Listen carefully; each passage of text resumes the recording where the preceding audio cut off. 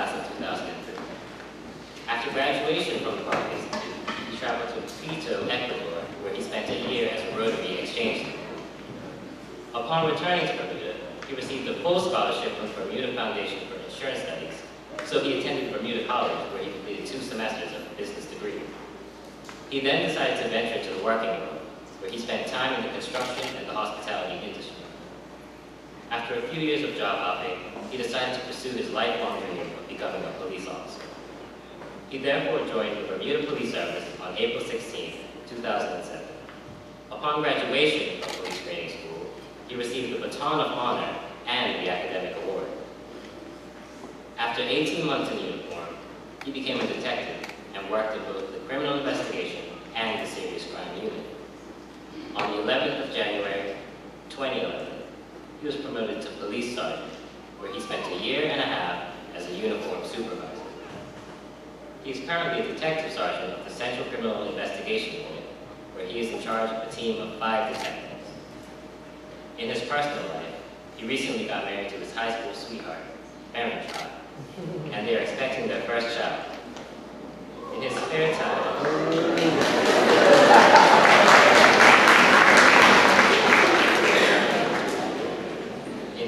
time, he enjoys cycling, motor mechanics, powerboat racing, and spending time with family and friends. Ladies and gentlemen, let us welcome to the podium our esteemed guest speaker, Mr. Trott.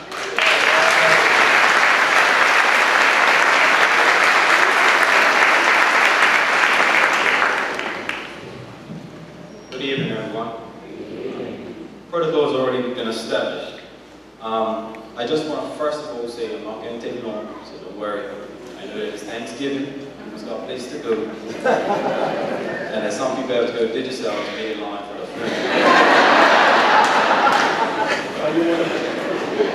First of all, I'd like to congratulate the prize-giving recipients. I know how it feels to be sitting on there, you're excited, you're glad, but also remember that it took hard work to get where you are, so just enjoy this moment, because it's definitely going to be in your memory forever.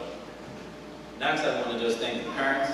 My only advice would be to continue to encourage your children, your nieces, nephews, grandchildren, whatever the case might be.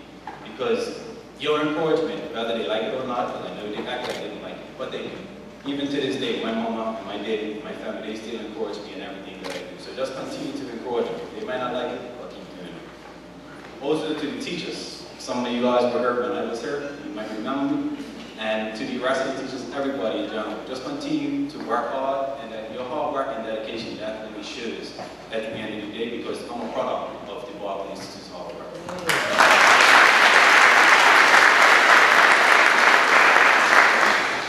I'm going to speak briefly about my educational and career journey. This is not to boast about myself and what I've done and what I've accomplished, but just to encourage you guys, because sometimes it's a good thing to have somebody that you actually could know and you actually see, as opposed to just reading about it. So you can know that I'm a living example of how you can achieve certain things. I know the young lady just now, Jet, she spoke, and I think she just caught me in my speech when I wasn't looking, because I have four main points that I want to speak about, which are in fact hard work, dedication, like she was saying, perseverance, and focus. And I think it's obvious that those things are trends because of the fact that it works. It's not just saying it just because we like saying it, it actually works. And she's talking about it now because she's experienced it, but 10 years later, I'm still talking about the same things. As indicated in the brief introduction, I was a graduate of Berkeley in 2003. I was the head boy in valedictorian, and that didn't come easy. A couple of your teachers were actually in school with me, Mr. Shields and Ms. Deal, and they can tell you, we used to fight like cats and dogs, in a good way, because our main focus was our education and good grades. So we used to bicker and fight, but to this day, we're still the best of friends. We just had our 10-year reunion. And one thing I can definitely say to you guys is enjoy high school. Trust me. Now I wake up and I wish instead of going to work, I was coming to school. It sounds corny, it sounds like I'm just joking, I'm just saying it, but it's honestly the truth. So just enjoy every minute you have. After I graduated from Berkeley, I went away on Rotary exchange. That was definitely an experience that changed my life. I would encourage all you guys to do, whether it's Riley, whether it's Rotary, whether it's even if it's a program where you just go away and experience another culture for just a couple of months. Definitely take every opportunity you can because it'll just help with your development and growth. Sometimes in Bermuda we tend to be comfortable and excited and happy and content where we are, but just try to push yourself and do something different and it'll definitely help in your development. When I came back, I got a scholarship. Like I said, I was a hair boy, I had good grades, everything. And I got a scholarship from Bermuda Foundation for Insurance Studies. I was at the college, and I was working at ACE, had an office, and I hated everything. Sorry to say, I know that's probably not what your parents would mean to tell you, but it's the truth. But at the end of the day, I knew that I had a dream, I had a goal, I had a focus, I had a reason for doing what I was doing. So I do regret not finishing my degree, and I am currently working towards completing it, because education is very important.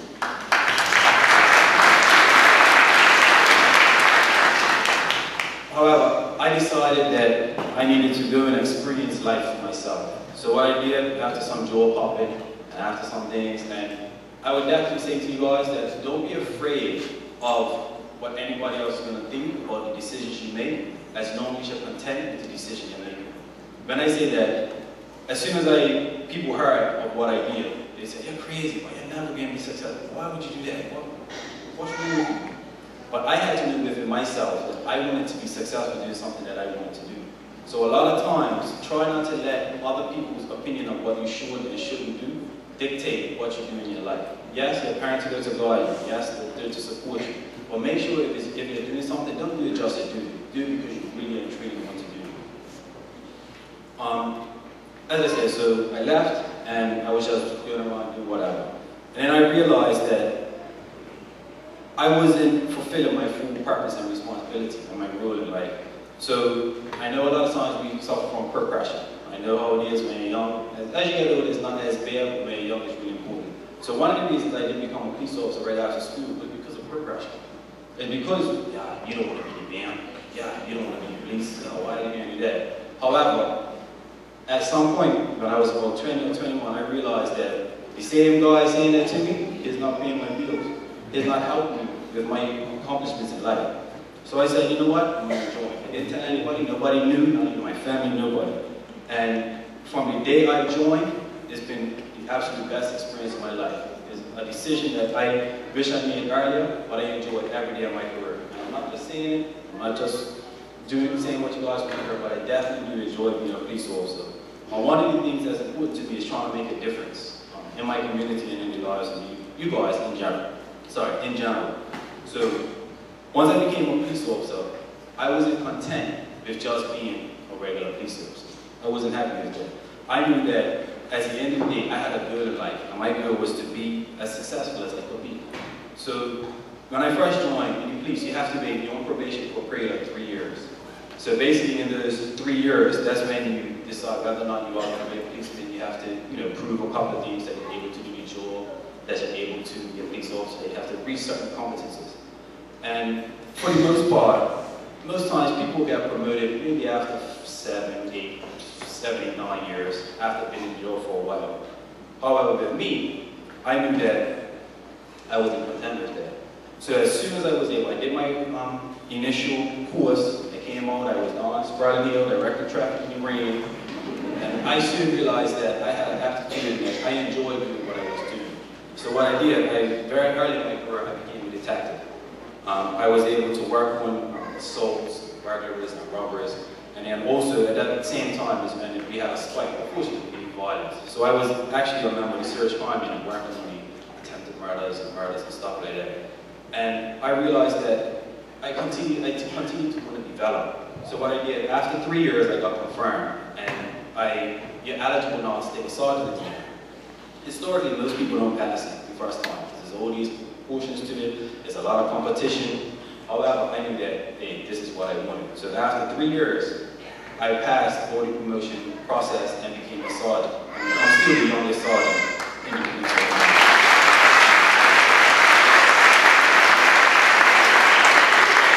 I say that not only just to say it, but also to encourage you guys to know that just because you're young doesn't mean you can't do what you want to do.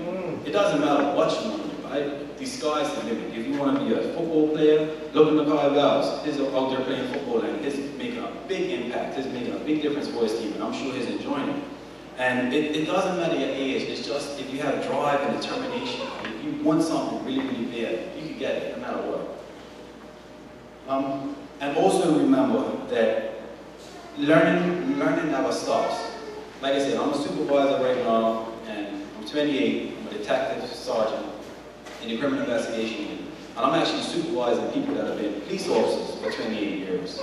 So it doesn't matter how long you've been doing something or how old you are. All that matters is your drive and determination and how hard you work to get something.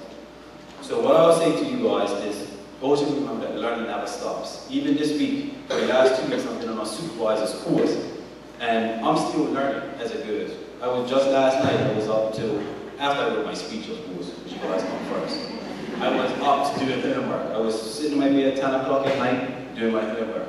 So it never ever stops, and just continue to push yourself to learn more and more every day. Even sometimes just reading a newspaper, sometimes just going online and not checking your Facebook. I mean, actually researching something. If you want to know something, the opportunities are limitless if you want to find out information. Especially in this generation, it's very easy to get your hands access to information. It's very easy to find out things. So I just want to encourage you to continue learning. So like I said, my 4 main points to you guys are hard work. How many people in here watch reality TV? Right. Parents, don't pay attention, this just be still.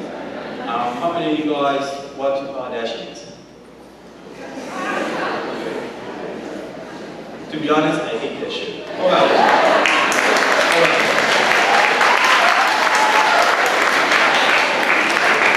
However, at some points, I wish I could change my name to Kenten because they get everything off the bat. But that's not reality, sorry. To break you guys' hearts, but that's not reality. For the most of us, we're going to have to work hard for what we want. It's not just going to be given to you on a silver platter. And sometimes you're going to have to go the extra mile. Sometimes, when everybody's out playing and having fun, you're going to have to be able to help studying or reading or preparing for an exam. For example, even when I was 23 or 24, I had a boat. It was in the middle of summer, but the sergeant's exam was coming up in probably September. So while everybody's out having fun, and pop match, party, and living life, I'm sitting in the middle of the ocean and I'm reading a book. However, it was a good day because it paid dividends in the end, because when I took that exam, I passed it. So sometimes you're definitely going to have to put in hard work, but it's going to be worth it in the end. And also dedication is another aspect that she spoke about earlier as well. It's definitely true. For those of you that like basketball, Michael Jordan is a popular person. And some of you may or may not know, he didn't even make his high school basketball team. But he was dedicated. When everybody else was in the locker room relaxing, he was training. When everybody else was eating hamburgers, he was eating healthy. So sometimes you're going to have to dedicate yourself to that task in order to be successful. Also perseverance. You're going to have to keep pushing towards the end. It's not always going to be easy. It's not always going to be able to take the easy road. You're not going to be giving everything to you. So just make sure you persevere and continue pushing and working towards everything you want. Another important thing I'll tell you guys is to ensure the work on communication skills. I know we're in an age where everything's BB and iPhone and Samsung, and everybody has a tendency to want to communicate through those devices. Not a good, they serve a purpose. I'm not going to say good or bad, but they serve a purpose. However, they're currently holding applications for police officers. And they're finding that there are hundreds of applicants that are applying for about 20 positions in the police. And they're finding that people are fine when it comes to a piece of paper. People are fine when it comes to typing up an email to say why they want it. People are fine when it comes to writing what they've done and answering questions. However, they're finding that people are unable to communicate and speak and talk to people. So therefore, I encourage you guys to, even the parents as well, as much as you can, try to have face-to-face conversations with people. Even if somebody's in the, I know a story, people in the next room, my mom was downstairs and the daughter was upstairs, and she was texting the daughter to tell her to come downstairs because it's dinner's ready. Now, I'm not telling you what to do in your home, it's up to you. But at the end of the day, that's not a good thing, because then, as young people, you don't know how to communicate and talk to people.